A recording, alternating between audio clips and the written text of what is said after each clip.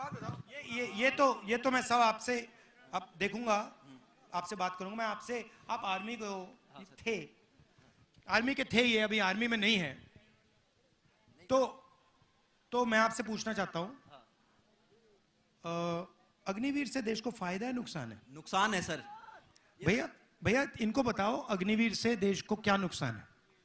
Sir ये आप लोगों की सुरक्षा के साथ खिलवाड़ हो रहा है। ये कोई 4 साल की नौकरी मात्र नहीं है, ये देश की सुरक्षा के साथ खिलवाड़ किया जा रहा, आप लोगों की सुरक्षा के साथ खिलवाड़ किया जा रहा।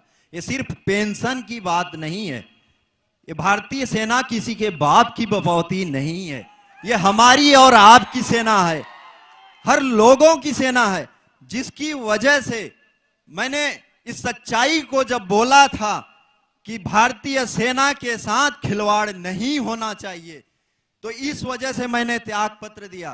लेकिन उन्होंने बोला ये चीजें मान्य नहीं है, इस चीज को दबाया गया। अच्छा मुझे एक बात बताइए, पहले जो आर्मी थी उसमें एक है, दे देंगे आपको, उसमें कितने कितने सालों की ट्रेनिंग होती थी?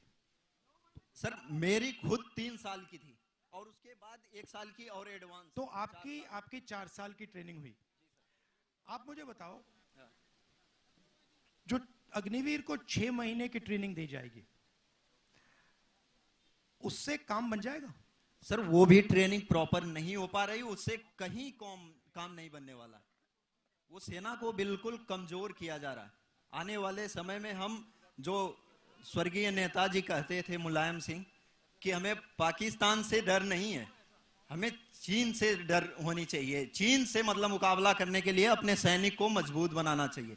लेकिन ये लोग अभी हमें ऐसा कमजोर कर देंगे कि आने वाले समय में पाकिस्तान से भी मुकाबला करने में सोचना पड़ेगा, अगर ऐसी व्यवस्था लाई गई तो देखिए, पहले क्या था, पहले लाखों युवा सुबह उठ के 5 बजे 2-3 घंटे दौड़ते थे, पुलअप्स करते थे, पुशअप करते थे, वर्जिश करते थे आर्मी में जाने के लिए। उनके दिल में देशभक्ति थी, वो जाते थे। सेना बहुत सारे लोगों को नहीं लेती थी, चुनकर लोगों को लेती थी। मगर जब एक व्यक्ति सेना में जाता था तो उसको सेना 2-3 गारंटी देती थी। पहली गारंटी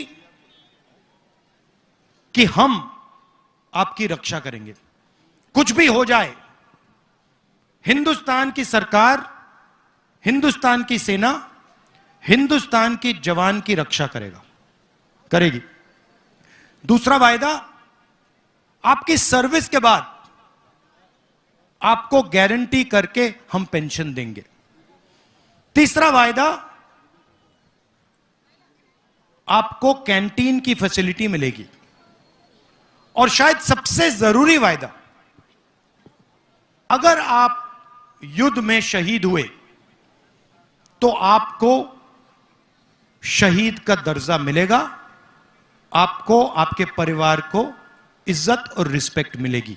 वो जवान के लिए सबसे बड़ी चीज होती है।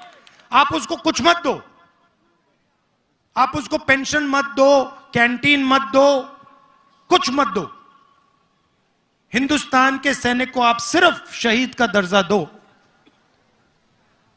वो जिंदगी दे देगा।